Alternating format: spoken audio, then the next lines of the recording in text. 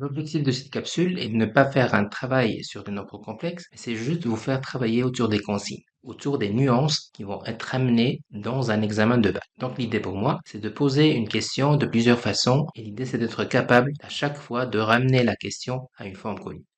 Première question ici, j'ai choisi le thème les nombres complexes.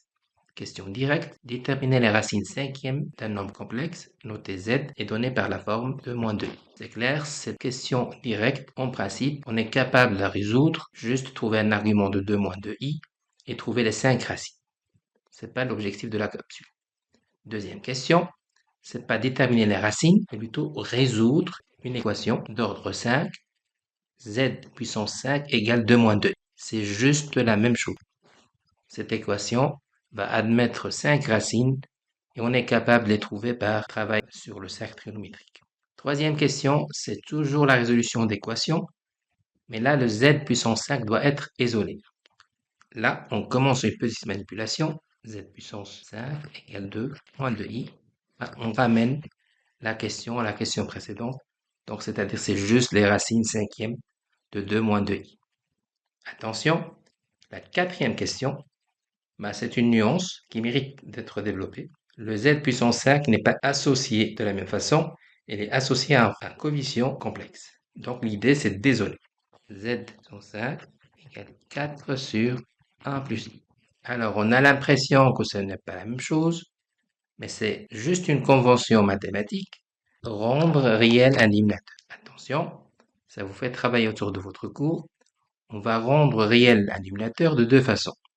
Si le dénominateur est un bloc, par exemple ici, on va multiplier par i. Ce n'est pas le cas. Si le dénominateur est sous forme d'une somme, d'une différence, on va multiplier par le binôme conjugué. C'est ce que je vais faire. Je multiplie, je développe, je simplifie. I carré, c'est moins 1 par hypothèse, par définition d'un nombre complexe imaginaire i. Je simplifie.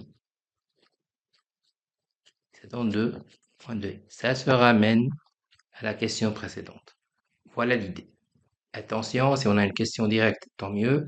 Si on a des questions équivalentes, donc l'idée c'est de les ramener vers un terrain connu. On les ramène dans les nombres complexes avec plusieurs techniques. Une parmi d'autres, c'est rendre réel un dénominateur. On a vu ici la technique de la multiplication par le binôme conjugué. Un autre exemple, toujours dans le même esprit, on vous demande de déterminer les racines cinquièmes d'un autre nombre complexe, grand Z égale 2i.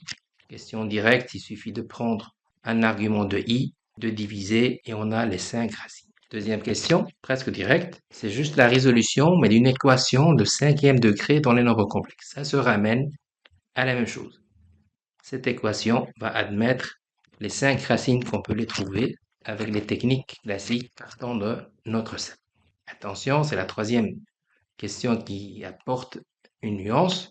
Même principe, le z puissance 5 est associé à un coefficient imaginaire. Donc l'idée c'est d'isoler z puissance 5. On va l'isoler. Moins 2 sur i. On a l'impression qu'on va chercher des racines cinquièmes d'un autre nombre complexe, et pourtant non. On va juste activer encore une fois la convention, rendre réel un dénominateur.